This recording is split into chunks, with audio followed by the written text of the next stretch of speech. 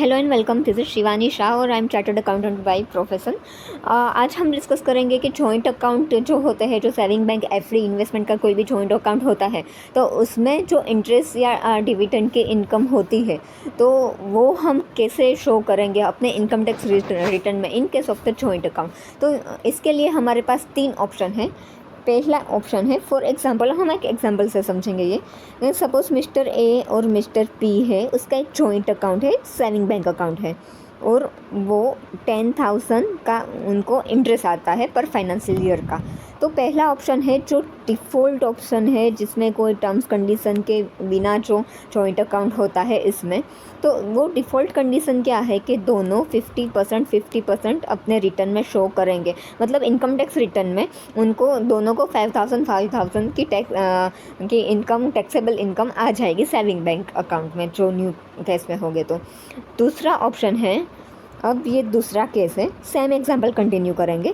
Mister A है और mister B है, दोनों का जॉइंट अकाउंट है सेविंग बैंक में और 10,000 का इंटरेस्ट की इनकम आ रही है। तो इस केस में क्या होगा, एग्रीमेंट, ये एग्रीमेंट वाला केस है कि सपोज़ ए और बी के बीच में एग्रीमेंट हुआ है कि कोई पर्टिकुलर प्रोपोर्शनल, सपोज 70% है वो ए का है डिपॉजिटेड और 30% है वो बी का डिपॉजिटेड है।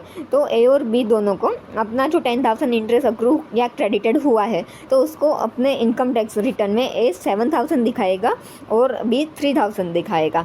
और हमारा थर्ड केस है कि सेम एग्जांपल हम कंटिन्यू करेंगे।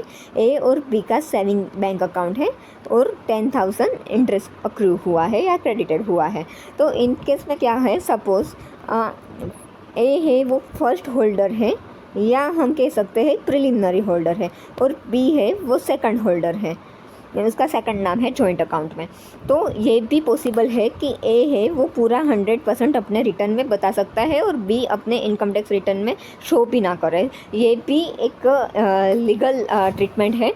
तो इसके मतलब क्या होता है कि इनकम टैक्स वाले जो होते हैं वो TIS, AIS 26AS में जनरली जो कोई भी इन्वेस्टमेंट FD होता है जो जॉइंट अकाउंट में, तो उसका जो TDS वगैरह होता है या जो वो अपने TIS, AIS में इंटरेस्ट वैल्यू शो करते हैं, तो वो हमेशा वो प्राइमरी जो प्रिलिमिनरी होल्डर है कि जो जिनका फर्स्ट नाम आ रहा है लोग अकाउंट में, उसी में ही वो शो करते हैं।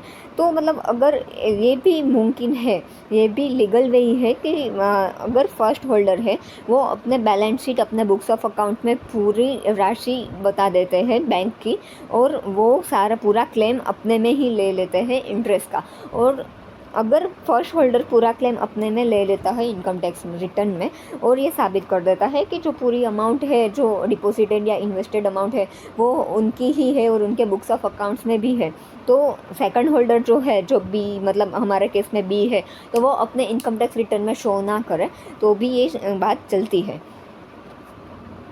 Hope this video will help you. Thank you.